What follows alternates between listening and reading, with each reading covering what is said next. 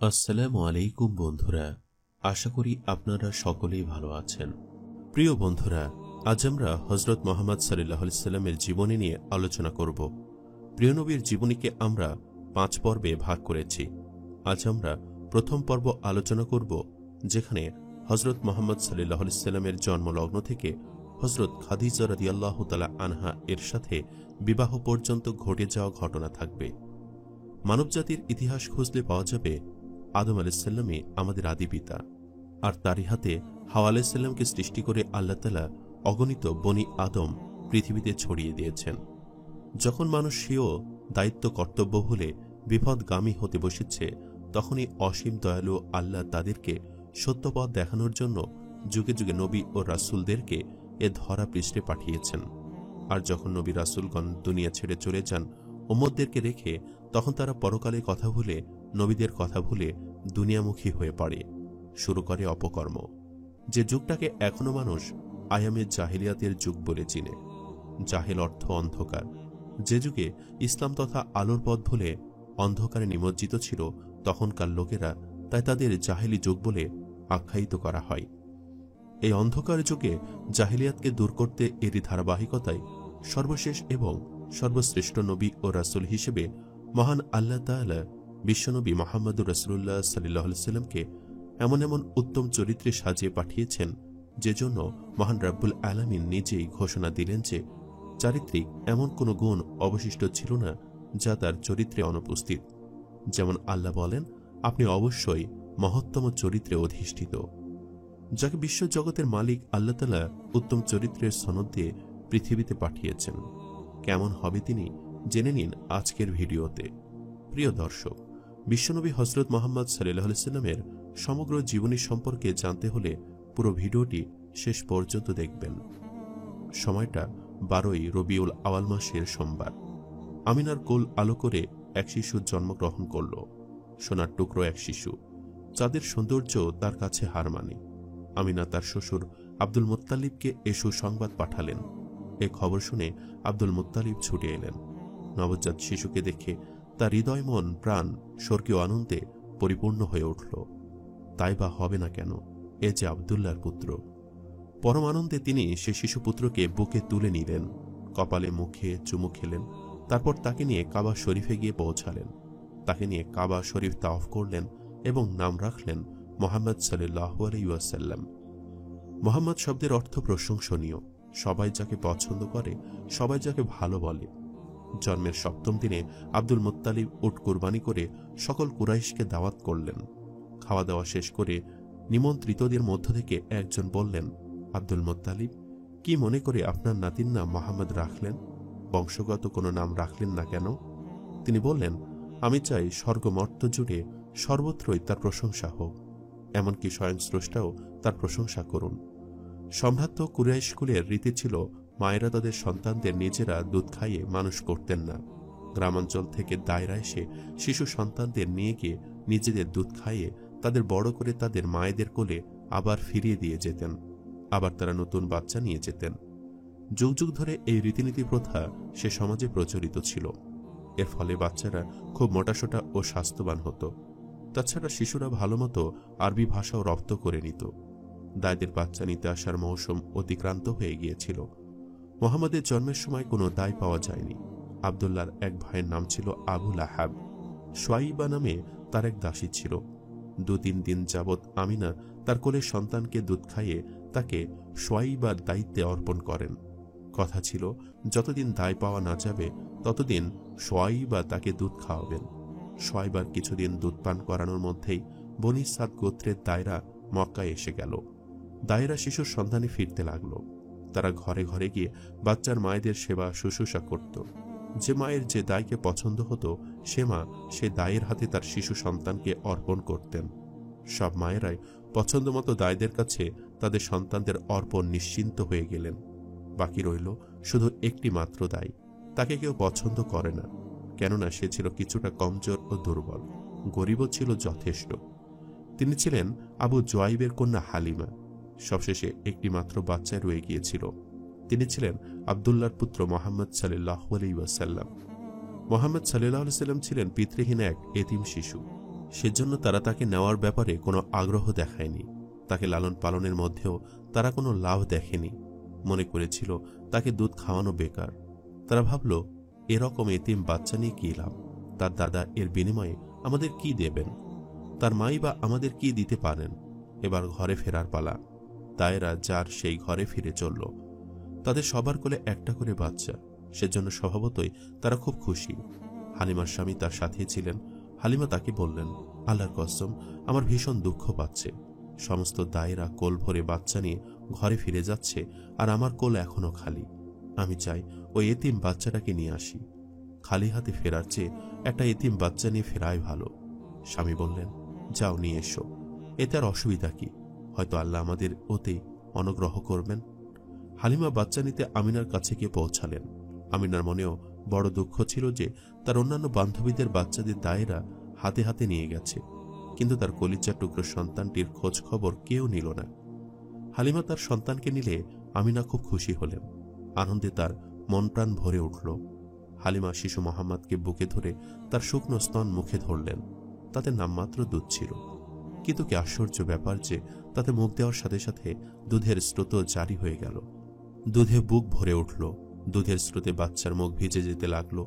এসব দৃষ্টে হালিমার বিস্ময়ের অবধি রইল না। মোহাম্মদ সাল্লাল্লাহু আলাইহি সাল্লামের পেট ভরার পর হালিমা তার নিজের বাচ্চাকেও প্রাণ ভরে দুধ খাওয়ালেন, অথচ ইতিপূর্বে তার নিজের সন্তানেরই পেট ভরত না। দুধ খেয়ে সে কখনোই সুতপ্ত হতো না। বুকের মধ্যে মুখ ঘষে আরো বেশি দুধ পাওয়ার চেষ্টা করত। হালিমার এক গাভীন উঠছিল, একেবারে হালকা পাতলা দুর্বল। খিদে পেলে হালিমার স্বামী তাকে দহন করতে শুরু করলেন। বিস্ময়কর ব্যাপার যে বাট সদা সর্বদা শুকনো থাকত তা দুধে ভরে গেল। তা থেকে টফ টফ করে দুধ পড়তে লাগলো। হালিমার স্বামী তা পান করলেন।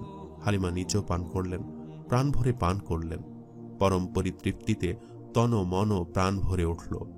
রাত হলে আগে দুই বাচ্চাকে শুয়ে দিয়ে তারপর দুজন শুয়ে পড়লেন। পরিপূর্ণ ও পরিতৃপ্ত নিদ্রায় দুজনে বেঘর হয়ে গেলেন। সকাল হলে হালিমার স্বামী বললেন, হালিমা, আল্লাহর কসম, তুমি এক পবিত্র সন্তান পেয়েছ। তোমার কি মনে হয়? হালিমা বললেন, আল্লাহর কসম, আমারও তাই মনে হয়। দায়দের কাফেলা ঘরে ফিরে চলল। হালিমার গাধা সকলের আগে আগে হেঁটে চলল। সাথে দায়েরা তা দেখে বলল, আহারে, ও জুয়াইবের মেয়ে, একটু দাঁড়াও না, আমাদেরও সাথে করে নাও। আরে, ও তো সেই গাধাটি যাতে চড়ে তুমি এসেছিলে। সে তো রাস্তায় হাঁটতে হাঁটতে থেমে যাচ্ছিল, বারবার তুমি পিছিয়ে পড়ছিলে। হালিমা পরম আনন্দে বললেন, আল্লাহর কসম, এ তো সেই গাধাটি। সাথীরা বললেন, আল্লাহর কসম, এ তো বড় আশ্চর্য ব্যাপার। হালিমার বাড়িতে এখন অনবরত অনুগ্রহ বর্ষিত হতে লাগলো। সমস্ত কিছুতেই বরকতে প্রকাশ ঘটতে লাগলো। বাড়ির পোষা প্রাণীরা মোটাতাজা হয়ে উঠল। গাভীন প্রাণীর স্তন দুধে ভরে উঠল। প্রিয়নবী হজরত মোহাম্মদ সাল্লাল্লাহু আলাইহি সাল্লামের দেখতে দেখতে 2 বছর অতিক্রান্ত হয়ে গেল। আমিনার পুত্র হালিমা দুধ পান করে বেড়ে উঠতে লাগল। সীমা নামে হালিমার এক কন্যা ছিল। সীমা তাকে কোলে নিয়ে আদর করে। উদার উন্মুক্ত মরুপ্রান্তরের খোলা হাওয়ায় বেড়ে ওঠে মুক্ত স্বাধীন জীবন। শিশু মোহাম্মদ বেড়ে উঠতে লাগলেন। সুন্দর, স্বাস্থ্যবান ও পাকাপোক্ত হয়ে বেড়ে উঠছেন তিনি। দুধ খাওয়ার দিন শেষ হয়ে এলো। এবার মায়ের ছেলের মায়ের কোলে ফেরার পালা। ঘরের ছেলে ঘর আলো করে ঘরের শোভা বর্ধন করবেন, কিন্তু প্রাণ প্রাচুর্যে ভরা এ বরকতময় শিশুপুত্রের বিচ্ছেদ হালিমা সহ্য করবেন কিভাবে? এ শিশু তো দয়ার প্রতিমূর্তি, সুখের সাধনার সৌভাগ্যের প্রতীক। কোনো প্রকারে তাকে ত্যাগ করার জন্য তিনি প্রস্তুত নন। তার ইচ্ছা যে এ পুণ্যাত্ম শিশুর কল্যাণে তার গরিবের সংসারে বরকতের ধারা অব্যাহত থাকুক। তিনি শিশু মোহাম্মদ সাল্লাল্লাহু আলাইহি সাল্লামকে নিয়ে তার মায়ের কাছে চললেন। তার মনের ইচ্ছা যে তার মায়ের অনুমতিতে শিশু মোহাম্মদ সাল্লাল্লাহু আলাইহি সাল্লামকে তার কাছে আরো কিছুদিন রাখবেন। আমিনার কাছে এসে বললেন, আমার ভয় হয় যে মক্কায় এ আবহাওয়ায় মোহাম্মদকে রেখে দিলে তার কোনো ক্ষতি হতে পারে। আপনি বিবেচনা করে তাকে আরো কিছুদিন আমার কাছে রাখার অনুমতি দিন। আরো একটু বড় হোক, তারপর আমি তাকে ঠিক সময় দিয়ে যাব। হালিমা আমিনার কাছে পিড়াপিড়ি করতে লাগলেন। বারবার একই কথা বলতে লাগলেন। তাকে বোঝাতে লাগলেন। মক্কার খারাপ আবহাওয়ার দোহাই দিতে লাগলেন। অবশেষে আমিনা রাজি হলেন, যার পর নাই খুশিতে হালিমার মন প্রাণ ভরে উঠল। তিনি শিশু মোহাম্মদ সাল্লাল্লাহু আলাইহি সাল্লামকে নিয়ে আবার বাড়ি পানে রওনা হলেন। মোহাম্মদ সাল্লাল্লাহু আলাইহি সাল্লাম আবার সেই দিগন্ত বিস্তৃত প্রকৃতির কোলে ফিরে এলেন। সেই খোলা মাঠ, প্রান্তর মরুভূমি, বালির পাহাড়, স্বচ্ছ পাথরের টুকরো। সেই প্রান্তরের সাথীদের সাথে তিনি খেলা করেন। এসব স্বচ্ছ পাথর ছিল তার প্রিয় খেলার সামগ্রী, তাই তিনি নিয়ে খেলেন। অফটু পায়ে দৌড়ঝাঁপ করেন। দেখতে দেখতে মোহাম্মদ সাল্লাল্লাহু আলাইহি সাল্লামের বয়স 5 বছর পূর্ণ হয়ে গেল। মোহাম্মদ সাল্লাল্লাহু আলাইহি সাল্লামের আবার মায়ের কাছে ফিরে যাবার সময় হলো। হালিমার সাথে আবার বিচ্ছেদের সময় এসে গেল। মোহাম্মদের প্রতি হালিমার অপরিসীম স্নেহের সম্পর্ক গড়ে উঠেছিল। নিজের কলিজার টুকরো সন্তানের চেয়ে তা কিছুমাত্র কম ছিল না। তিনি হয়ে উঠেছিলেন তার নয়নের পুত্তলি ও কলিজার টুকরো।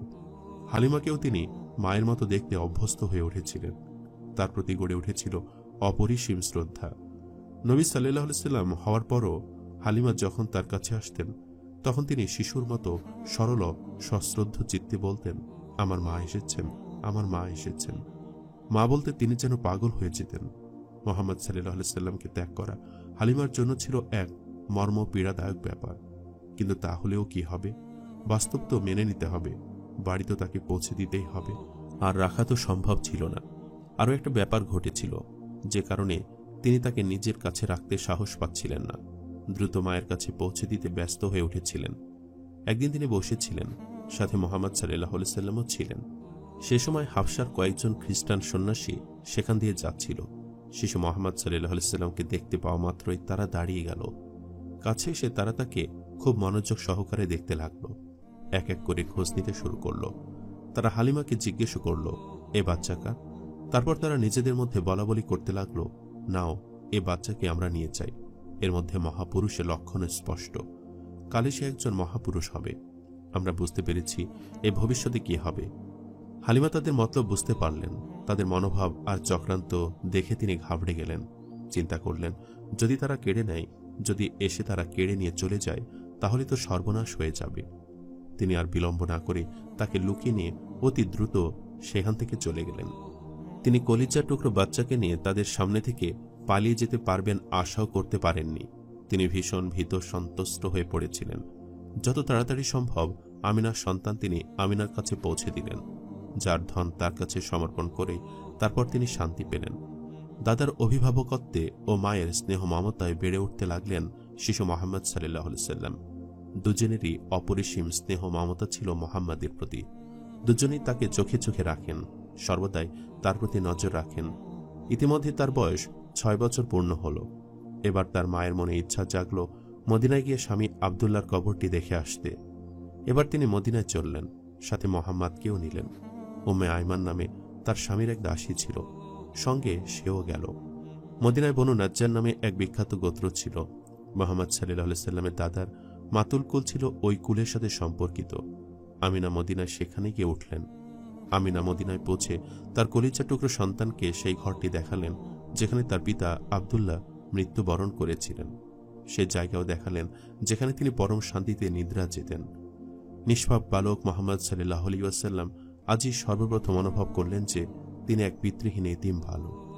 পিতৃশোকে আজই তিনি জীবনে সর্বপ্রথম মোহমান হলেন। বাপ হারানোর ব্যথা তিনি আজ প্রথম অনুভব করলেন।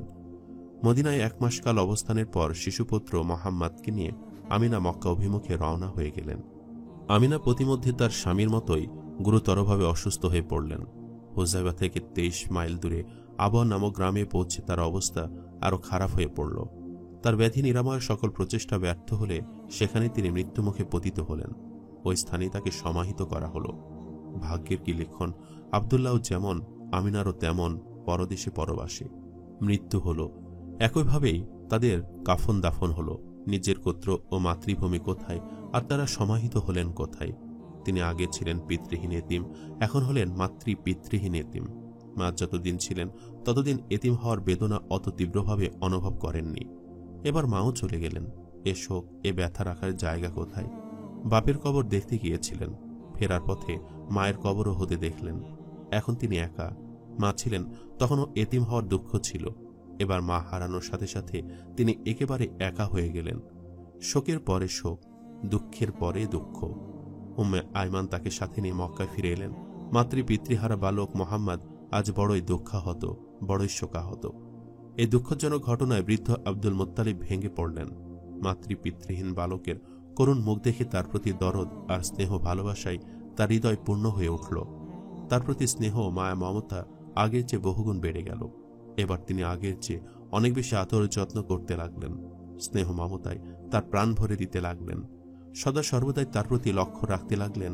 বৃদ্ধ আব্দুল মুত্তালিব মোহাম্মদের প্রতি ভালোবাসায় শেষ পর্যন্ত পুত্রশোক ভুলে গেলেন। আব্দুল মুত্তালিব ছিলেন কুরাইশ কুলের নেতা। তিনি যখন কাবা ঘরের ছত্রছায়াতলে বসতেন, তখন তার আসন থেকে পুত্রেরা সম্মানবশত তার চেয়ে কিছু দূরে অবস্থান করতেন। কিন্তু মোহাম্মদ এলে তিনি তাকে কাছে ডেকে নিতেন। তিনি তার আসনে তাকে বসিয়ে স্নেহ ভরে তার গায়ে পিঠে হাত বুলিয়ে দিতেন। কিন্তু আফসোস, আব্দুল মুত্তালিবও আর বেশি দিন স্নেহডোরে তাকে বেঁধে রাখতে পারলেন না। মোহাম্মদ সাল্লাল্লাহু আলাইহি ওয়াসাল্লামের যখন 8 বছর বয়স, তখন দাদা আব্দুল মুত্তালিবেরও মৃত্যুমুখে পতিত হলেন।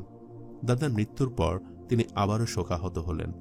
জন্মদাতা জনক ও স্নেহময়ী জননীকে হারানোর পর পরম স্নেহ ভরে যে দাদা তাকে এতদিন আগলে রেখেছিলেন, এবার সেই দাদাও চলে গেলেন। তিনি আবারও এতিম হলেন। দাদা হারানোর শোক মা বাপ হারানোর শোকের চেয়ে কিছুমাত্র কম ছিল না। এখন তিনি আগের চেয়ে বেশি বোধশক্তি সম্পন্ন হয়ে উঠেছেন। তার চিন্তা চেতনাও আগের চেয়ে বেশি গভীরতায় এসেছে। স্নেহ ভালোবাসার প্রয়োজনীয়তা তিনি অনেক বেশি বুঝতে শিখেছেন। করুণা ও স্নেহ ভালোবাসার মূল্য বুঝতে শিখেছেন। সেজন্য স্বজন হারানোর বেদনাও গভীরভাবে অনুভব করতে শিখেছেন।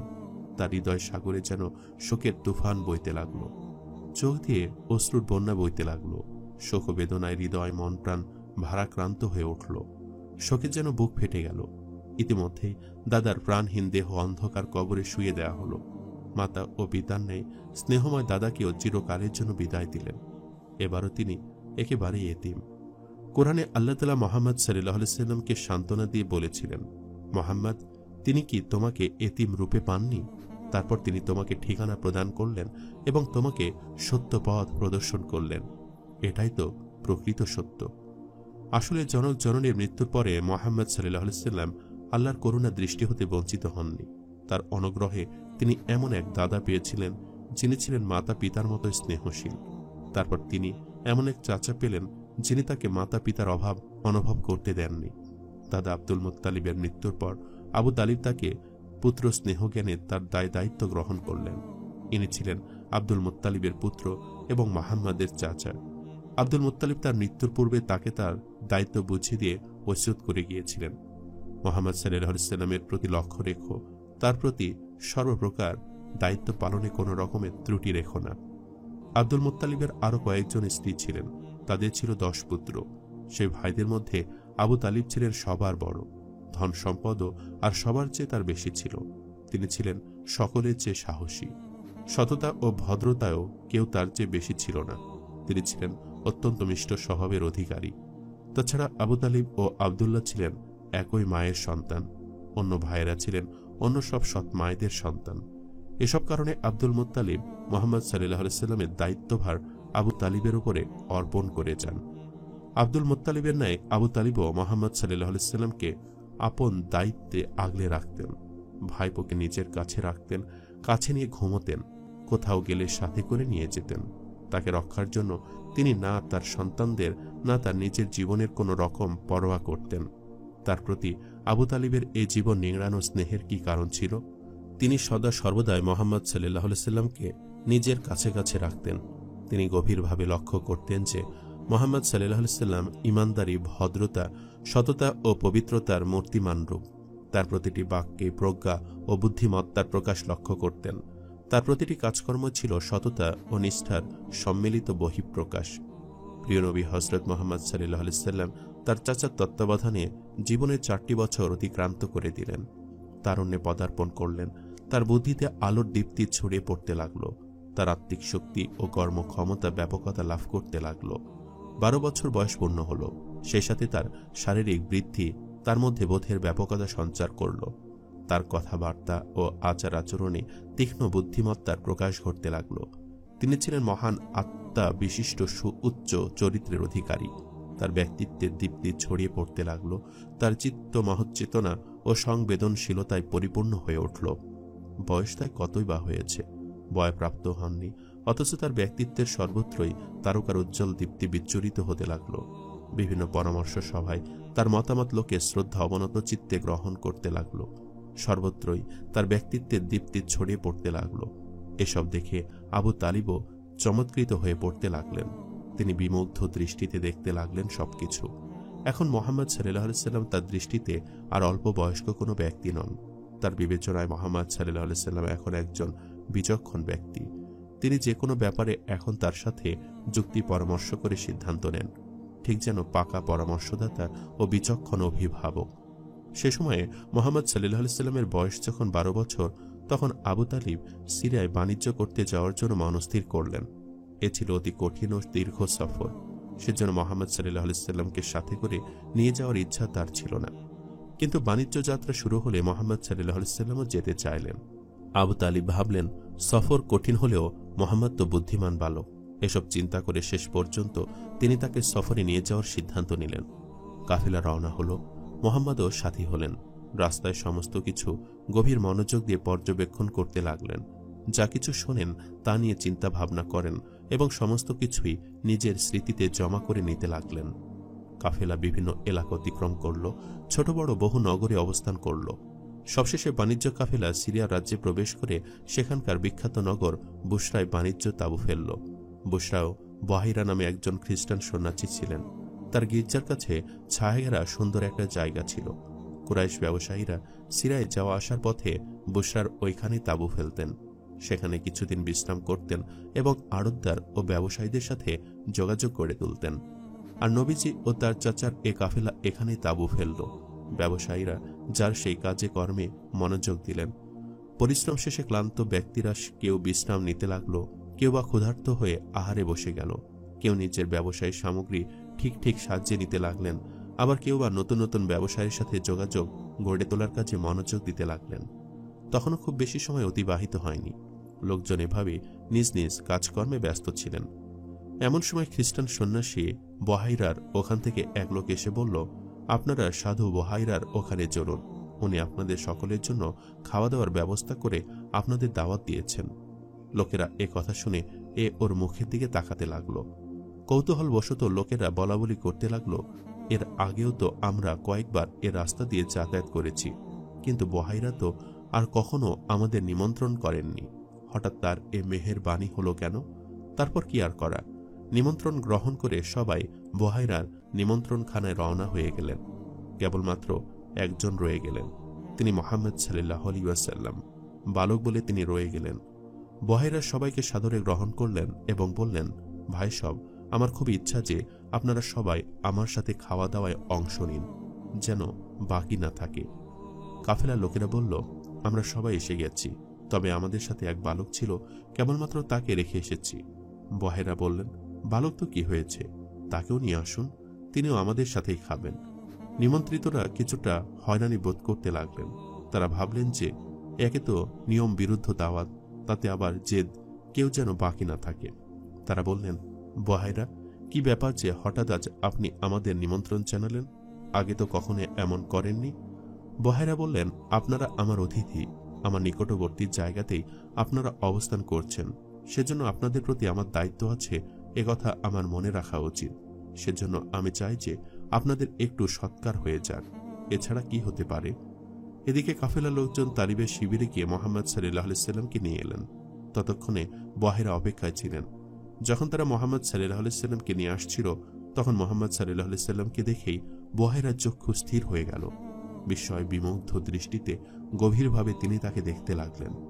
বহাইরা মুহাম্মদ সাল্লাল্লাহু আলাইহি সাল্লামের কাছে এসে বললেন, লাত উজ্জার কসম, যা কিছু প্রশ্ন করি যেন ঠিক ঠিক উত্তর দেওয়া হয়। মুহাম্মদ সাল্লাল্লাহু আলাইহি সাল্লাম বললেন, লাত উজ্জার কসম খাবেন না। বহাইরা বলল, আচ্ছা, আল্লাহর কসম, যেন ঠিক ঠিক জবাব দেওয়া হয়। মুহাম্মদ সাল্লাল্লাহু আলাইহি সাল্লাম বললেন, কি জানতে চান বলুন। বহাইরা তাকে তার সম্পর্কে নানাবিধ প্রশ্ন করতে লাগলেন। কিছু প্রশ্ন ছিল তার মানসিক অবস্থা ও শারীরিক অবস্থা বিষয়, আর কিছু তার আচার আচরণ ও স্বভাব প্রকৃতি বিষয়। তিনি তার সবকটি প্রশ্নের ঠিক ঠিক জবাব দিলেন। ইতিমধ্যে আবু তালিব মুহাম্মদকে নিতে এলেন। বহাইরা আবু তালিবকে জিজ্ঞেস করলেন, এ ছেলে আপনার কে হন? আবু তালিব বলল, আমার পুত্র। বহাইরা বলল, না, ইনি আপনার পুত্র নন, এর পিতা বেঁচে আছেন, তা হতে পারে না। তার সম্পর্কে বহাইরার এ নিশ্চিত অবহিতিতে আবু তালিব বিস্মিত হয়ে গেলেন আর বললেন, হ্যাঁ, উনি আমার ভাইপো। বহেরা বলল, এর পিতা কোথায়? আবু তালিব বলল, ইনি মাতৃ গর্ভে থাকতেই এর পিতার ইন্তেকাল হয়ে যায়। বহেরা তখন বলল, আপনি ঠিক বলেছেন, এখন আপনার ভাইপোকে বাড়ি নিয়ে যান, আর সবসময় তাকে ইহুদিদের থেকে দূরে রাখবেন। আল্লাহর কসম, তাকে দেখে ইহুদিরা যদি চিনতে পারে তাহলে তারা তাকে মেরে ফেলবে। আপনার ভাইপো ভবিষ্যতে একজন মহাপুরুষ হবেন। বহেরার চেহারায় খুশির ঝলক বয়ে গেল। আনন্দিত চিত্তে মনে মনে বললেন, আমার ধারণা একেবারেই সঠিক। আবু তালিব মোহাম্মদকে নিয়ে মক্কায় ফিরে এলেন। বহেরা যা কিছু বলেছিলেন তিনি তার সব কথা স্মরণে রেখেছিলেন। মোহাম্মদ সাল্লাল্লাহু আলাইহি সাল্লাম সম্পর্কে বহেরার ভবিষ্যৎবাণী সদা সর্বদাই তার চিন্তা চেতনাকে জাগ্রত রাখলেন। এটাই ছিল মোহাম্মদ সাল্লাল্লাহু আলাইহি সাল্লামকে নিয়ে তার চাচা আবু তালিবের দেশের বাহিরে তার প্রথম বাণিজ্য সফর। দীর্ঘ সফরে যাওয়া আসার পথে মোহাম্মদ সাল্লাল্লাহু আলাইহি সাল্লাম যা কিছু দেখেছিলেন, যা কিছু ঘটেছিল, তার সবটাই তিনি তার স্মৃতিতে জাগরুক রাখলেন। লোকেরা যা কিছু শুনেছিল তা তাদের দৈনন্দিন চর্চার বিষয় হয়ে গেল। সে দীর্ঘ যাত্রাপথে তিনি বড় বড় মরুভূমি ও অসংখ্য উঁচু উঁচু পাহাড় দেখেছিলেন, ঘন সবুজ মরুদ্যান ও অগণিত বাগবাগিচা দেখেছিলেন। দুর্গম কণ্টকাকীর্ণ সুদীর্ঘ উঁচু নিচু পথ অতিক্রম করেছিলেন। বিভিন্ন নগর ও অসংখ্য লোকালয়ও অতিক্রম করেছিলেন। বিভিন্ন লোকের সাথে তার যেসব কথাবার্তা হয়েছিল, গভীর মনোযোগ সহকারে সেসব কথা তিনি শুনে রেখেছিলেন। সেসব লোকেদের মধ্যে এমন লোকদেরকে তিনি দেখেছিলেন যারা কুরাইশদের ন্যায় পৌত্তলিক ছিল। এমন লোকেদের তিনি দেখেছিলেন যারা আসমানি কিতাবের শিক্ষা ও ধর্ম মেনে চলত। তিনি কিছু অগ্নি পূজকেরও সন্ধান পান। তিনি এমন লোকেদের সাথেও পরিচিত হন যাদের পূজা অর্চনা ও ধর্মীয় ধ্যান ধারণা নিজেদের হাতে গড়া পাথর প্রতিমাকে ঘিরে আবর্তিত হতো। একদল নকল ইহুদিকে তিনি দেখতে পান যারা ইহুদি ধর্মের মন গড়া ব্যাখ্যা দিয়ে সহজ সরল মানুষদের ঠকিয়ে জীবিকা নির্বাহ করত এবং আসমানি গ্রন্থের মন গড়া ব্যাখ্যা প্রদান করে নিত্য নতুন নিয়ম কানুন তৈরি করে জনসাধারণের মধ্যে প্রচার করত। তিনি এমন খ্রিস্টান জনসাধারণকেও দেখেন যারা পাদ্রীদের অন্ধভাবে অনুকরণ করত, অথচ পাদ্রীরা তাদের কাছে ধর্মের মূল শিক্ষা গোপন রাখত। এই অন্ধকার কুসংস্কারচ্ছন্ন জনগণকে কিভাবে ন্যায় ও সত্য সুন্দরের পথ দেখানো যায় সে কথা তিনি গভীরভাবে চিন্তা করতে লাগলেন। তিনি দিনরাত তাদের কল্যাণে চিন্তায় ডুবে রইলেন। সাথে সাথে তিনি গভীরভাবে চিন্তা করতে লাগলেন এদের কোনটা ঠিক আর কোনটা ভুল, কারা সত্যের আর কারা অসত্যের, কারা আলোর আর কারা অন্ধকারের পথ অনুসরণ করছে। প্রকৃত সত্য কোথায় আর তা কি? কম বয়সী কিন্তু তীক্ষ্ণ ধীর গতি সম্পন্ন বালক মোহাম্মদ সাল্লাল্লাহু আলাইহি সাল্লাম চিন্তা করতে লাগলেন কিভাবে সঠিক পথের সন্ধান পাওয়া যাবে। তাদের হৃদয়ের দ্বার উন্মুক্ত হোক, অন্ধকার বিদূরিত হোক, সত্যের আলো প্রস্ফুটিত হোক। বাল্যকাল মানুষের খেলা তামাশার কাল, কিন্তু সেসব বিশ্বনবীকে আকর্ষণ করে না। তিনি তা থেকে বহু দূরে দূরে অবস্থান করেন, বা যে কথার প্রতি তিনি কোনো রকমের আকর্ষণ অনুভব করেন না। সর্বদাই তিনি সত্যের পথের অনুসন্ধানে রত থাকেন। এ চিন্তাধারার মধ্যে তিনি সদা সর্বদাই সত্য ও আলোর পথের প্রত্যাশী রূপে দিন অতিবাহিত করেন। অন্তরে গভীর আকাঙ্ক্ষা, সত্যের সন্ধান তিনি পাবেনই। বাড়ির ও পাড়া প্রতিবেশীদের সাথে উকাজ, মাজিনা ও জুল মাজায়ের মেলায়ও যেতেন। এসব ছিল তৎকালীন আরবের বিখ্যাত মেলা। মক্কা নগরীর আশেপাশেই বসত। আবার এগুলো লাগত হুরমাতের মাসগুলোতে। সে সকল মাসে যুদ্ধ ও খুনোখুনি হারাম ছিল। চলমান যুদ্ধ থেমে যেত, প্রতিশোধের আগুন নির্বাপিত হয়ে যেত। আরবের 4টি মাসকে বলা হতো হুরমাতের মাস। জিকাদে, জিলহিজ্জা, মুহররম ও রজব মাসে এসব হারাম ছিল। এই মেলাগুলোতে সমস্ত রকমের জিনিসপত্র বিক্রি হতো। বিদেশ থেকেও নানা রকমের পণ্য সামগ্রী আসত ও বিক্রি হতো। এছাড়াও সেখানে বসত কবি সম্মেলন, জমে উঠত কবির লড়াই। বক্তারা নিজেদের বক্তৃতায় জ্ঞান ও বুদ্ধি বৃত্তির চমক দেখাতেন। সম্মেলনে আগত প্রত্যেক ব্যক্তি নিজের হৃদয় মন উজাড় করে দিয়ে বক্তব্য রাখতেন। সেখানে ঘটত কল্পনার অবাধ বিস্তার। ধর্মীয় বক্তারা নিজ নিজ ধর্মের বিশ্বাস ও মহিমা প্রচার করতেন। প্রত্যেক ব্যক্তি সম্পূর্ণ স্বাধীনভাবে নিজের মতামত ও ধ্যান ধারণা প্রকাশ করতেন। সেখানে কারো পক্ষ হতে কারোর জন্য কোনো রকমের ভয় ডর থাকত না। যে কোনো ব্যক্তি নির্দ্বিধায় তাদের মতামত প্রকাশ করতে পারত, কারণ তা ছিল হুরমাতের মাসের অনুষ্ঠান। এ মেলা লোকে লোকারণ্য হয়ে উঠত। দূর দূরান্ত হতে বিভিন্ন জায়গার লোকজন আসত। তা হয়ে উঠত মিলন মেলা স্বরূপ। আত্মীয় স্বজন ও বন্ধু বান্ধবদের সাথে দেখা সাক্ষাতের এক সুযোগ ঘটত এসব মেলায়।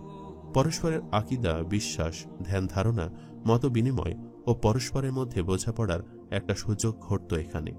এর ফলে তাদের মধ্যে সত্য মিথ্যা ও ন্যায় অন্যায় সম্পর্কেও বোঝাপড়ার একটা অবকাশ ঘটত। কে সত্য পথে ও কে ভুল পথে আছে সে সম্পর্কেও তাদের মধ্যে ধারণা জাগার একটা সুযোগ ঘটত। এসব তার চোখের সামনেই ঘটত। তিনি একান্তে অবস্থানের সময় এসব কথাবার্তা নিয়ে গভীর চিন্তা নিমগ্ন হতেন।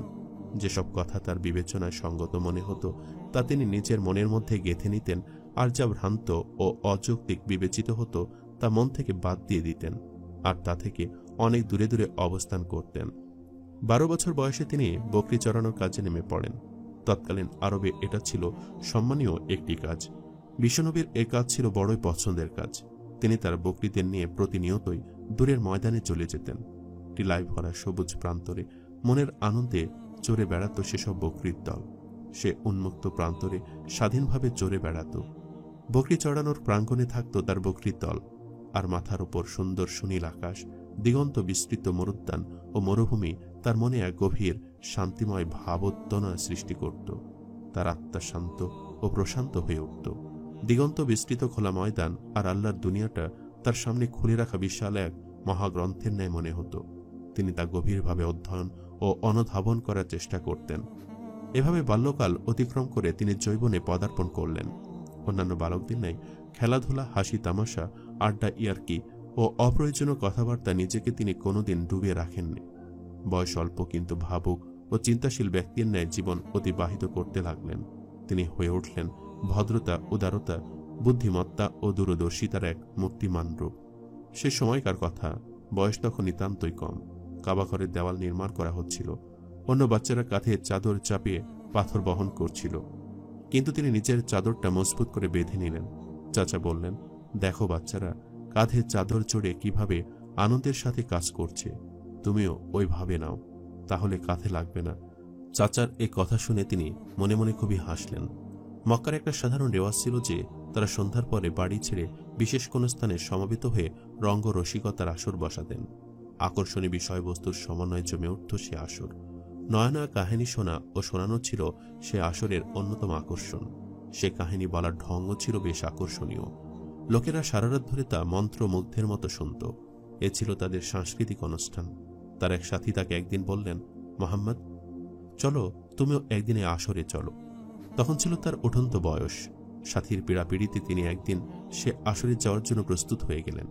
এ ছিল তার বকরি চড়ানোর সাথী। তিনি বললেন, আজ রাতে আমার বকরিদের তুমি দেখাশোনা করো। তিনি সত্যি সত্যি সে মনোরঞ্জক অনুষ্ঠানের উদ্দেশ্যে রওনা হয়ে গেলেন। আসর থেকে দূরের রাস্তাতে কোনো একটি বাড়ি থেকে গান বাজনার আওয়াজ তিনি শুনতে পেলেন। তিনি সেখানে বসে শুনতে লাগলেন। কিছুক্ষণ পরে এলো ঘুম। সেখানে তিনি শুয়ে ঘুমিয়ে পড়লেন। ঘুমের মধ্যেই রাত কেটে গিয়েছিল। চোখ মেলতে দেখলেন বেলা উঠে গেছে। বেলা চড়তেই তিনি তার সাথীর কাছে চলে গেলেন। তাকে দেখে সাথী বলল, বলো মোহাম্মদ, রাত কেমন কাটালে? তিনি বললেন, কি বলবো, যাচ্ছিলাম, পথে যেতে যেতে কানে ভেসে এলো এক মনোহর গীত। আওয়াজও ছিল ভারী মনোরম। ভাবলাম এখানে দাঁড়িয়ে একটু শুনি, একটু পরে না হয় যাব। বসে শুনতে শুনতে ঘুম এসে গেল। ঘুমিয়ে পড়লাম। ঘুম ভাঙতে দেখি সকাল হয়ে গেছে। পরদিন রাতেও সাথী তাকে একই অনুরোধ করল। বলল, দেখো আজ আর এ সুযোগ ছাড়া উচিত নয়। তিনি আবার চললেন। যেতে যেতে পথে আবার কানে ভেসে এলো রসভরা গীত। কণ্ঠস্বরও ছিল বেশ মনোরম। মনে হলো যেন এ আকাশ আওয়াজ থেকে ভেসে আসছে। তিনি বসে গেলেন এবং আগের রাতের মতোই গান শুনতে শুনতে সেখানে শুয়ে ঘুমিয়ে পড়লেন। 40 বছরের বয়কালের মধ্যে তিনি মাত্র দুবার এরকম ইচ্ছা প্রকাশ করেছিলেন, কিন্তু এ বিপর্যয় থেকে আল্লাহ তাকে রক্ষা করলেন। কেননা আল্লাহ দৃষ্টিতে এসব বাজে ব্যাপারের চেয়ে অনেক ঊর্ধ্বে ছিল তার স্থান। তিনি ছিলেন খোদা তাআলারই আমানত। এ কথা তিনি স্বপ্নেও ভাবেননি যে তিনি এসব কাজ করতে পারেন যা তার সততা, পবিত্রতা, আমানতদারিতা ও সচ্চরিত্রতার উপর সামান্যতম কালিমাও লেপন করতে পারে। তিনি ছিলেন লজ্জা, সারল্য ও সততার মূর্তিমান রূপ, পবিত্রতা ও শুদ্ধতার প্রতীক। সততার জন্য সমাজে তিনি অক্ষয় খ্যাতির অধিকারী হয়েছিলেন। ইমানদারি ও আমানতদারিতে তিনি নিজেই ছিলেন নিজের উপমা। তার পবিত্রতা, সচ্চরিত্রতা, সততা ও নানাবিধ গুণের কারণে মক্কাবাসীরা তাকে যে আলামিন উপাধি দিয়েছিলেন তাতে বিন্দুমাত্র অতিশয়তা ছিল না। তিনি ছিলেন এ বিশেষণেরই উপযুক্ত, আর নিজে ছিলেন নিজের একমাত্র দৃষ্টান্ত। তরুণ বয়সে তিনি তীর চালনা শিখেন। যুবক বয়সে সামরিক শিক্ষা লাভ করেন। ফিজার যুদ্ধে চাচাদের তিনি সমস্ত রকমের সহযোগিতার হাত প্রসারিত করেন। কুরাইশ ও হাওয়াজিন গোত্রের মধ্যে এই ঐতিহাসিক যুদ্ধ সংঘটিত হয়েছিল। এটি ছিল অত্যন্ত ভয়ানক ও রক্তক্ষয়ী এক যুদ্ধ। কয়েক বছর ধরে এ যুদ্ধ চলেছিল। আরববাসী এমন ভয়ঙ্কর যুদ্ধ আর কখনো দেখেনি। এ যুদ্ধে তিনিও অংশ নিয়েছিলেন, কিন্তু কখনো কাউকে আঘাত করেননি।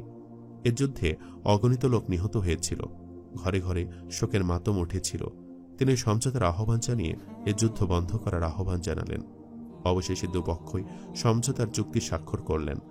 এ সমঝোতা ইতিহাসে হিলফুল ফুজুল নামে বিখ্যাত হয়ে আছে। এ সমঝোতা চুক্তিতে তিনিও শরিক হয়েছিলেন। সে সময় তার বয়স ছিল 16 বছর। যুদ্ধ অবসান শেষে মক্কাবাসী আবার পূর্ব অবস্থায় ফিরে এলো।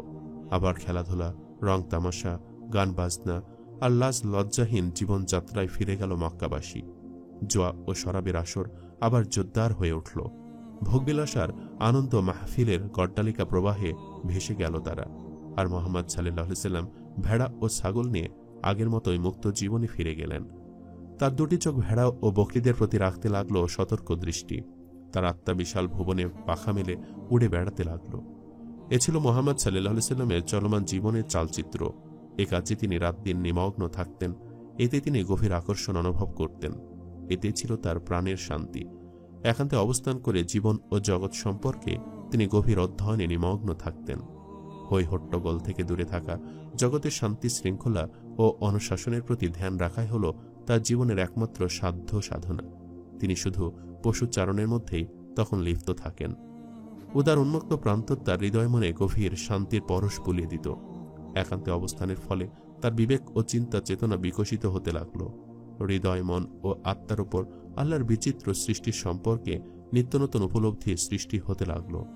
আর আবু তালিব, তিনি রুজি রোজগারের সন্ধানে লিপ্ত থাকতেন। বৈষয়িক চিন্তা ভাবনার মধ্য দিয়ে অতিবাহিত হতো তার জীবন।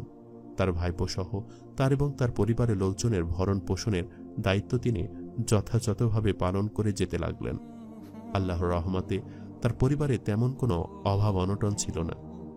একদিন আবু তালিব মোহাম্মদ সাল্লাল্লাহু আলাইহি সাল্লামের কাছে এসে বললেন, মোহাম্মদ, তুমি তো জানো আমাদের পরিবারে খরচা দিন দিন বেড়ে চলেছে। এতে আমাদের দুশ্চিন্তাও বাড়ছে। খাদিজা অন্য এক লোককে দিয়ে বাণিজ্য চালাচ্ছেন। যদি রাজি হও তাহলে তার সাথে কথা বলি। সে সময় রাসূল সাল্লাল্লাহু আলাইহি সাল্লাম 23-24 বছরের টকবকে যুবক, আর খাদিজা রাদিয়াল্লাহু তাআলা আনহা ছিল তৎকালীন আরবের একজন বড় ব্যবসায়ী। ব্যবসার কাজে অংশগ্রহণ করার ক্ষেত্রে তখন তার চাচাকে মোহাম্মদ সাল্লাল্লাহু আলাইহি সাল্লাম বললেন, চাচাজি, আপনি বললে আমি রাজি। খাদিজা ছিলেন এক সম্ভ্রান্ত বংশের মহিলা। তার বংশধারা 5 পুরুষ ঊর্ধ্বে মোহাম্মদের ঊর্ধ্বতম পুরুষ কোষায় এগিয়ে মিলে যেত। বনি মাখজুম গোত্রে তার বিয়ে হয়েছিল। খাদিজার স্বামী প্রচুর ধন সম্পদ রেখে মৃত্যুমুখে পতিত হন।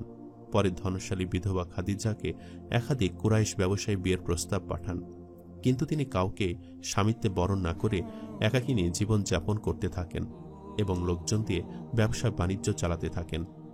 এতে তিনি প্রচুর লাভ করতেন এবং সুখে শান্তিতে জীবন অতিবাহিত করতে থাকেন। একদিন আবু তালিব তার কাছে গেলে খাদিজা মনে মনে ভাবলেন যে আবু তালিবের কাছ থেকে একজন উপযুক্ত লোক মিলতে পারে। তিনি খাদিজাকে জিজ্ঞেস করলেন, খাদিজা, তোমার বাণিজ্য দেখাশোনার জন্য মোহাম্মদকে পছন্দ হয়?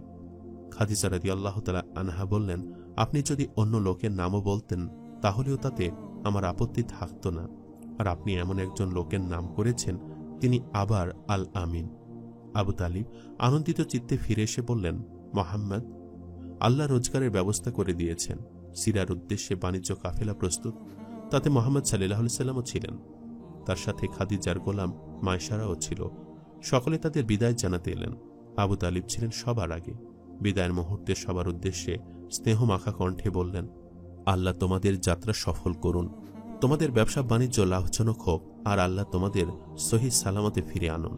মায়সারাকেও বললেন, মায়সারা, তুমি মোহাম্মদের প্রতি লক্ষ্য রেখো, তার যেন কোনো কষ্ট না হয়। কাফেলা রওনা হলো। প্রথম সফরে তিনি যা যা দেখেছিলেন সেগুলো আবার তার নজরে পড়তে লাগল। গভীর মনোযোগ দিয়ে তিনি সেসব দেখতে লাগলেন। দীর্ঘ পথ অতিক্রম করে কাফেলা সিরিয়ায় পৌঁছে গেল এবং যথারীতি তারা বুশরা শহরে পূর্ববর্তী স্থানে তাঁবু ফেললেন।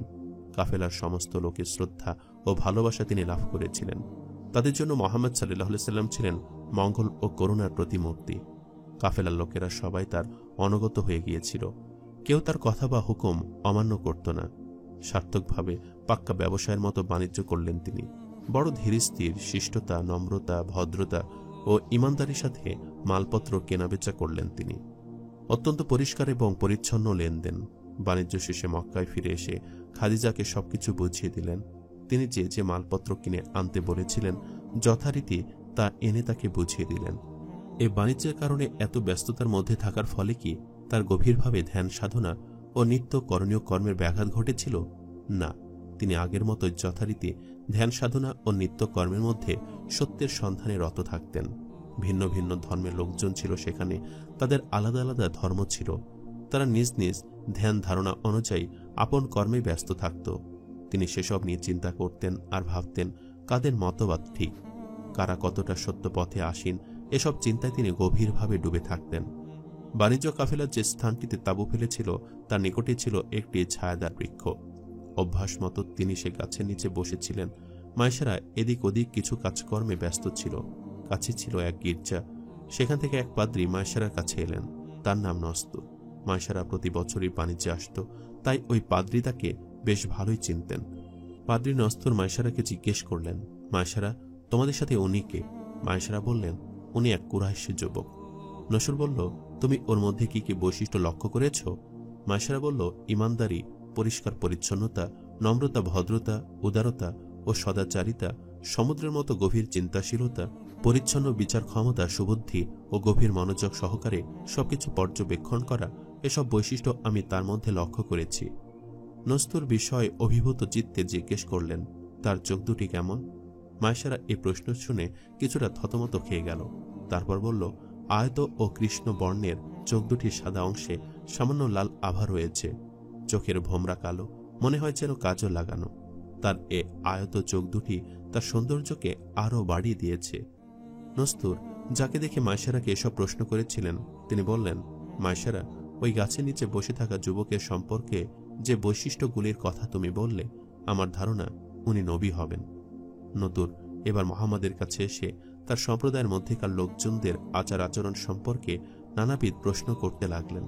তার ইচ্ছা এসব ধর্মকর্ম, চালচলন ও আচার ব্যবহার সম্পর্কে, তার মনোভাব সম্পর্কে জ্ঞাত হওয়া। তিনি ওই সকল ধর্মমত খণ্ডন করে সে সম্পর্কে নিজের অসন্তুষ্টি প্রকাশ করলেন। নস্তুর নিজে ছিলেন ঈসা আলাইহিসসালামের অনুসারী। এবার তিনি সে ধর্ম সম্পর্কেও প্রশ্ন করলেন। তিনি সে ধর্মের মধ্যেকার সমস্ত ভালোমন্দ সম্পর্কে স্পষ্ট মতামত প্রকাশ করলেন। কিছুদিন বাদে কাফেলা মক্কায় ফিরে এলো। মারুজ জাহরানে পৌঁছালে মাইশারা মুহাম্মদ সাল্লাল্লাহু আলাইহি সাল্লামকে বললেন, আলামিন, আপনি এখান থেকে খাদিজার কাছে গিয়ে তাকে সুসংবাদ দিয়ে আসুন। তিনি উঠের পিঠে সওয়ার হয়ে রওনা হলেন। মক্কায় পৌঁছাতে দুপুর হয়ে গেল। খাদিজা তখন বালাখানায় আপন মনে বিচরণ করছিলেন। ঠান্ডা হাওয়ায় মনটাকে ভাসিয়ে দিয়ে আপন মনে ঘোরাফেরা করছিলেন। এমন সময় তার দৃষ্টি গেল উন্মুক্ত মরুপ্রান্তরের পানে। তিনি দেখলেন উটের পিঠে সওয়ার হয়ে মরুভূমির তপ্ত দিগন্ত হতে বালি উড়িয়ে কে যেন দ্রুত গতিতে সেদিকে এগিয়ে আসছেন। তিনি ভাবছেন, কে আসছেন এদিকে? খাদিজা আগন্তককে চেনার চেষ্টা করতে লাগলেন। উষ্ট্রারোহী আরো নিকটবর্তী হলেন, আরো নিকটবর্তী। নিশ্চিতভাবে দেখলেন ইনি আর কেউ নন, আলামিন মুহাম্মদ সাল্লাল্লাহু আলাইহি ওয়াসাল্লাম। দ্রুত গতিতে তিনি তার বাড়ির দিকে এগিয়ে আসছেন। সদর দরজায় পৌঁছাতে খাদিজা বড় নিষ্ঠার সাথে স্বাগত জানালেন। বাণিজ্য শেষে নির্বিঘ্নে ফিরে আসার জন্য তিনি খুবই আনন্দ প্রকাশ করলেন। তারপর তিনি যার পণ্যায় আনন্দিত চিত্তে ব্যবসা বাণিজ্যের সমস্ত বিষয় অবগত করালেন। বাণিজ্যের কেনা বেচা, লাভ লোকসান সমস্ত কিছুই তাকে শোনালেন। লোকসান তো নয়, সমস্তই লাভ। খাদিজা পুঙ্খানুপুঙ্খরূপে সবকিছু শুনতে লাগলেন আর সুসংবাদ শুনে আনন্দিত চিত্তে বাহবা দিতে লাগলেন। মুহাম্মাদের সুস্পষ্ট বিবরণীতে খাদিজা যার পর্ণায় আনন্দিত হলেন। তার মিষ্টি মধুর বচন আর তার সার্বিক সততায় তিনি মহাবিষ্ট হয়ে পড়তে লাগলেন। এর পূর্বেও বাণিজ্যে মুনাফা হয়েছে ঠিকই, কিন্তু এত মুনাফা আর কখনোই হয়নি। সমস্ত বৃত্তান্ত শুনে খাদিজা বড়ই প্রভাবিত হলেন। এবার মাইশারা এলো। তার মুখ থেকেও শুনলেন বাণিজ্যের যাবতীয় সুখবর। সমস্ত ঘটনায় তাকে অভিভূত করে তুলল, যা ছিল কল্পনাতীত। মাইশারা মুহাম্মদ সাল্লাল্লাহু আলাইহি সাল্লামের বাণিজ্যের সমস্ত তথ্যই খাদিজাকে অবগত করালো। মাইশারা তার বিশ্বস্ততা, সততা আর সেই সাথে তার সার্বিক আচার আচরণ সম্পর্কে জানালো। মোহাম্মদ সাল্লাল্লাহু আলাইহি সাল্লামের এ নিষ্ঠা ও আন্তরিকতায় খাদিজা মোহিত হয়ে গেলেন। এরপর মাইশারা খাদিজাকে পাদ্রী নস্তরের ঘটনাও বর্ণনা করল। তার সম্পর্কে নস্তর যে সুসংবাদ দিয়েছে সে কথাও বর্ণনা করল। তারপর বলল, আরেকটি ব্যাপারে আমি খুবই বিস্মিত হয়েছি। বাণিজ্য শেষে আমরা ফিরছিলাম, আমার সাথে দুটো উট ছিল। দুটো উটই পথিমধ্যে বসে পড়ল। আমি অনেক পেছনে পড়ে গেলাম। আমি এই ভয়ে তটস্থ যে কাফেলা হয়তো পেছনে আমাকে একলা ফেলে রেখে চলে যাবে। আমি তাড়াতাড়ি আলামিনের কাছে গিয়ে পুরো ঘটনা তাকে জানালাম। তারপর তিনি দুটো উটকে চালিয়ে দিলেন।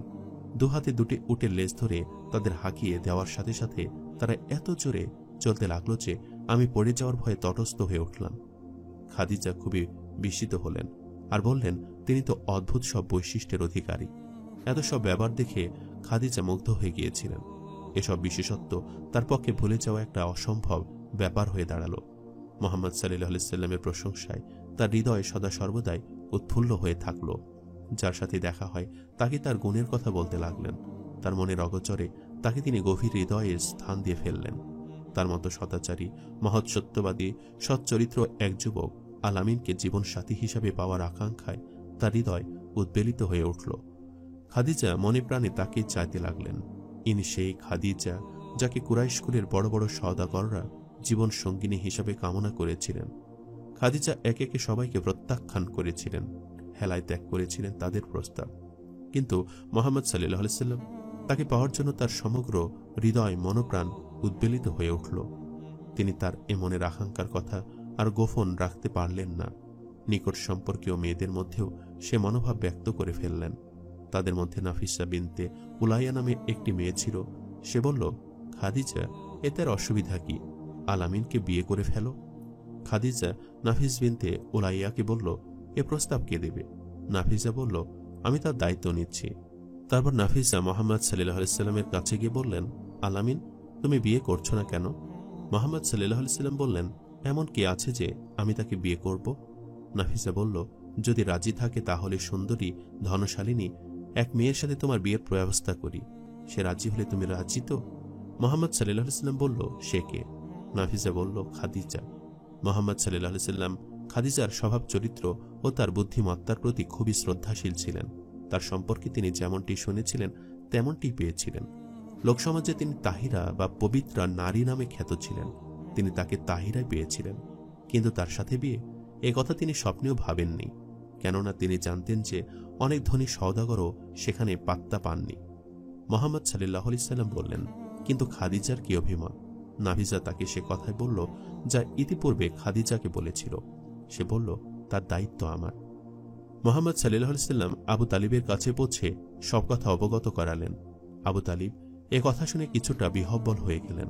তার মুখ থেকে মিথ্যা অথবা বাজে কথা তো কখনো শুনেননি। তিনি তা অস্বীকারও করতে পারলেন না। উপরন্তু বললেন, এ তো বড় ভালো কথা মোহাম্মদ। প্রভূত ধন সম্পদের অধিকারী সম্ভ্রান্ত মহিলা খাদিজা অনেক ধন সম্পদওয়ালা পুরুষদের প্রত্যাখ্যান করেছেন। এখন তিনি তোমাকে জীবন সাথী হিসেবে নির্বাচিত করলেন। তারপর বললেন, কিন্তু পুত্র আমার, যেহেতু তোমার ধন সম্পদ তেমন নেই, সেহেতু তো তোমার প্রতিষ্ঠার সহায়ক হতে পারে। মোহাম্মদ সাল্লাল্লাহু আলাইহি সাল্লাম বললেন, চাচাজি, তার এবং তার ধন সম্পদের প্রতি আমার কোনো মোহ নেই। আবু তালিব তার ভাইদের সাথে নিয়ে খাদিজার চাচা আমর বিন আসাদের কাছে গেলেন। এরপর তার ভাই আমর বিন খোয়াইলিদের সাথেও সাক্ষাৎ করে তাদের পক্ষ থেকে বিয়ের প্রস্তাব পাঠালেন। তারা এ প্রস্তাবের সঙ্গে রাজি হয়ে গেলেন। বিয়ের দিনক্ষণও ঠিক হয়ে গেল। বিয়ের দিন সমাজের গণ্যমান্য ব্যক্তিরা নিমন্ত্রিত অতিথি রূপে খাদিজার গৃহে বিয়ের মজলিসে উপস্থিত হলেন। আবু তালিব বিয়ের খুতবা পড়লেন। ভারী সুন্দর ছিল সে খুতবা। এ থেকে অনুমান করা যায় যে মোহাম্মদ সাল্লাল্লাহু আলাইহি সাল্লাম ছোট বড় সকলের কাছে কেমন শ্রদ্ধা ও সম্মানের পাত্র ছিলেন। আবু তালিব আল্লাহর প্রতি প্রশংসা ও কৃতজ্ঞতা প্রকাশ করে মজলিসের সকলের উদ্দেশ্যে বললেন, ইনি আমার মরহুম ভাই আব্দুল্লাহর পুত্র মোহাম্মদ। কুরাইশকুল শিরোমণি নবযুবক মোহাম্মদের সমকক্ষ সমাজে আর কেউ নেই। তার ধন সম্পদ নেই, কিন্তু ধন সম্পদ তো বড়ই অস্থায়ী বস্তু। আপনারা জানেন, মোহাম্মদ সাল্লাল্লাহু আলাইহি সাল্লাম আমার বংশের এক অমূল্য রত্ন। আমার সম্পদ থেকে তিনি 20 উটের দেনমোহরের বিনিময়ে খোয়াইলিদের কন্যা খাদিজাকে বিয়ের প্রস্তাব দিচ্ছেন। আল্লাহর কসম, এর ভবিষ্যৎ খুবই উজ্জ্বল। এভাবে খাদিজার সাথে মোহাম্মদ সাল্লাল্লাহু আলাইহি সাল্লামের শুভ পরিণয় সুসম্পন্ন হল এবং আরব সমাজের সবচেয়ে ধনবতী ও বিদুষী মহিলা খাদিজা রাদিয়াল্লাহু তাআলা আনহা মোহাম্মদ সাল্লাল্লাহু আলাইহি সাল্লামের জীবন সঙ্গিনী হলেন। সে সময় রাসূল সাল্লাল্লাহু আলাইহি সাল্লামের বয়স ছিল 25 বছর 2 মাস 10 দিন ও খাদিজার বয়স ছিল 40 বছর। ওই সময় মোহাম্মদ সাল্লাল্লাহু আলাইহি সাল্লাম ছিলেন নবযুবক, হাসি খুশি ও প্রাণবন্ত এক যুবক। গায়ের রং ছিল ফর্সা, কিন্তু তার উপরে ছিল হালকা লালিমা। চেহারায় যেন হাসি ও আনন্দের ঝলক বইত। ঈষৎ ঘোলাকার হালকা মুখ হয় অবব, সৌন্নত বক্ষদেশ, না অতি বেটে না অতি লম্বা, মধ্যম আকৃতির দৈহিক গঠন, বড় মাথা, প্রায় কপাল পর্যন্ত বিস্তৃত, ঘন কালো কেশরাজি, চুল মস্তক বরাবর দুধারে ছড়ানো, চওড়া ললাট, যাতে অসাধারণ মাহাত্ম্যের পরিচয় স্পষ্ট হয়ে উঠল। ঘন কালো ভোমরা দেখলে মনে হতো যেন কাজল লাগানো হয়েছে। তা ছিল বড়ই মনোহর। উজ্জ্বল ফর্সা গায়ের রং দেখে মনে হতো যেন তাতে হালকা লাল রং লাগানো। তার উজ্জ্বল চেহারা দেখে মনে হতো আকাশের চাঁদ তার সমগ্র দেহে আলো ছড়িয়ে দিয়েছে। সে আলোকিত চেহারা মানব মনে শ্রদ্ধা ও সম্ভ্রমের আবেশ ছড়িয়ে দিত। তার নাসিকা ছিল সুউন্নত, সামনের দাঁতগুলোর মধ্যে দেখা যেত আলোকিত হালকা রেখা, হিরেমতির মতো জলজল করত সুউজ্জ্বল দন্তরাজি। কথা বললে যেন তা থেমে আলোক বিচ্ছুরিত হতো, মনে হতো তা থেকে উজ্জ্বলতা ফুটে উঠছে। মুখে ছিল ঘন কালো দাড়ি, ঘাড় ছিল সুঠাম সুউন্নত, বুক চওড়া, উপযুক্ত ও সঠিক মাপের ঘাড় ও পৃষ্ঠদেশ, মধ্যম আকারে দুটি হাত, বাহু পরিমাণ মতো মাংসল, মধ্যমাকৃতির লম্বা আঙ্গুল, উরু ও হাঁটু মানানসই। সামনের দিকে সামান্য ঝুঁকে পথ চলতেন, হাঁটতেন অত্যন্ত দৃঢ় পদে, বেশ জোরে। দেখে মনে হতো কোনো উঁচু জায়গা থেকে নিচের দিকে নেমে আসছেন। তার চেহারায় গভীর চিন্তন ও মননের পরিচয় স্পষ্ট হয়ে উঠত। তার চেহারায় উচ্চতর চিন্তা চেতনা ও ধ্যান ধারণায় আলোক বিচ্ছুরিত হতো। কোনো ব্যক্তি প্রথম দর্শনেই প্রভাবিত হয়ে পড়ত। খাদিজার সাথে তার অত্যন্ত আনন্দময় জীবন গড়ে উঠেছিল। সে জীবন ছিল সুখ শান্তিতে পূর্ণ এক সমৃদ্ধ জীবন। খাদিজাও ছিলেন অত্যন্ত সাবধানী, দায়িত্বশীল ও বুদ্ধিমতী নারী। তিনি মোহাম্মদ সাল্লাল্লাহু আলাইহি সাল্লামের রুচি প্রবৃত্তি, মন মানসিকতা, ধ্যান ধারণা, চাওয়া পাওয়া ও পছন্দ অপছন্দের প্রতি গভীর মনোযোগী ছিলেন। তিনি সর্বদাই তাকে খুশি ও আনন্দিত রাখার চেষ্টা করতেন। মোহাম্মদ সাল্লাল্লাহু আলাইহি সাল্লামের রুচি প্রবৃত্তি ছিল সর্বদা সত্য কথা বলা, সমস্ত কাজই সততার সাথে সম্পূর্ণ করা, হুড় হাঙ্গামা থেকে দূরে থাকা, ঝুট ঝামেলা থেকে দূরে থাকা, আর একান্তে আপন মনে গভীর চিন্তা ভাবনায় ডুবে থাকা। খাদিজা তার এসব প্রতিটি বিষয়ের প্রতি গভীরভাবে লক্ষ্য রাখতেন, যার ফলে তার নিত্য কাজকর্ম নির্বিঘ্নে চলে যাচ্ছে। খাদিজা তাকে সর্ব অবস্থায় সহযোগিতা করে চলতেন। এখন তাকে আর পশু চড়াতে হয় না, যার ফলে তিনি পরিপূর্ণরূপে আপন ধ্যান ধারণায় লিপ্ত থাকতে সমর্থ হলেন। ইচ্ছামতো বিচার বিবেচনায় মনোনিবেশ করতে লাগলেন। অভিনিবিষ্ট চিত্তে প্রাকৃতিক দৃশ্য পরীক্ষণ করতে লাগলেন। আল্লাহর অসীম রহস্যের দান সমগ্র সৃষ্টিকুলকে জানার এবং বোঝার চেষ্টা করতে লাগলেন। সেজন্য তিনি পূর্বপুরুষ দাদা ইব্রাহিমের দেখানো সত্য পথ ধরে জগতের চিরন্তন সত্যের পথ সন্ধান করতে লাগলেন। জ্ঞান, বুদ্ধি, ধ্যান, সাধনা, চিন্তা, চেতনা সমস্ত কিছুই সে পথ ধরে আবির্ভূত হতে লাগল। এখন প্রশ্ন, তিনি কি খাদিজার প্রতি দায়িত্বশীলতাকে অস্বীকার করতে পারেন? না, তা হতে পারে না। খাদিজা মোহাম্মদের মতো দায়িত্বশীল, নিষ্ঠাবান প্রিয়নবী হযরত মুহাম্মদ সাল্লাল্লাহু আলাইহি সাল্লাম শত মহৎ গুণাবলীর অধিকারী এক স্বামীর যোগ্য সহধর্মিণী রূপে তাকে জানতে, বুঝতে ও চিনতে ভুল করেননি। আর মোহাম্মদ সাল্লাল্লাহু আলাইহি সাল্লামের দৃষ্টান্ত তো মোহাম্মদ সাল্লাল্লাহু আলাইহি সাল্লাম নিজেই ছিলেন। নিজের ইবাদত বন্দেগী সত্ত্বেও খাদিজার প্রতি দায়িত্ব পালনে তিনি ছিলেন আদর্শ গৃহী। তিনি তার সমস্ত দায়িত্ব পালন করতেন। তিনি তাকে প্রয়োজনীয় সম্পদ দিয়ে খুশি রাখতেন। তিনি তার ধন সম্পদ দায়িত্বশীলতার সাথে রক্ষা করতেন। তার ব্যবসা বাণিজ্যের তদারকি করতেন। যাকে তিনি সদাচারী, দায়িত্বশীল ও বিশ্বাসী মনে করতেন, তাকে দিয়ে ব্যবসার কর্ম চালাতেন। এসবের দ্বারা একথায় প্রতীয়মান হয় যে তিনি ছিলেন উপযুক্ত স্বামী, দায়িত্বশীল গৃহী ও আদর্শ একজন স্বামী। খাদিজার নিমিত্তে তার সমস্ত ভূমিকা ছিল অত্যন্ত হৃদয়গ্রাহী ও মনোরঞ্জক। তাদের দাম্পত্য জীবন হয়েছিল খুবই আনন্দদায়ক ও মধুর। খাদিজা তাকে আরবের ধনশালী ও সম্ভ্রান্ত সবার ওপরে স্থান দিয়েছিলেন। ধনশালী, প্রভাব ও প্রতিপত্তিশালীদের মোকাবেলায় তাকেই সর্বশ্রেষ্ঠ জ্ঞানে জীবন সাথী হিসেবে নির্বাচন করেছিলেন। খাদিজা রাদিয়াল্লাহু তাআলা আনহা মুহাম্মাদের প্রতি খুবই খুশি ও কৃতজ্ঞ ছিলেন। মুহাম্মদ সাল্লাল্লাহু আলাইহি সাল্লামকে নিয়ে খাদিজার অনেক আকাঙ্ক্ষা ছিল। অবশেষে তাকে জীবনসাথী হিসাবে পাওয়ার পর খাদিজার আর কোনো খেদ ছিল না।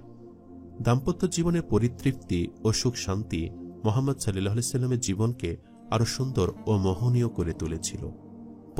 পরস্পরের প্রতি খুবই দায়িত্বশীল ও শ্রদ্ধাশীল ছিলেন। খাদিজা তার সমস্ত কথা খুবই মনোযোগ সহকারে শুনতেন।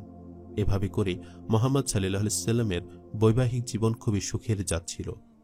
প্রিয় বন্ধুরা, আমরা পরের ভিডিওতে হযরত মুহাম্মদ সাল্লাল্লাহু আলাইহি সাল্লামের জীবনী দ্বিতীয় পর্ব আলোচনা করব ইনশাআল্লাহ।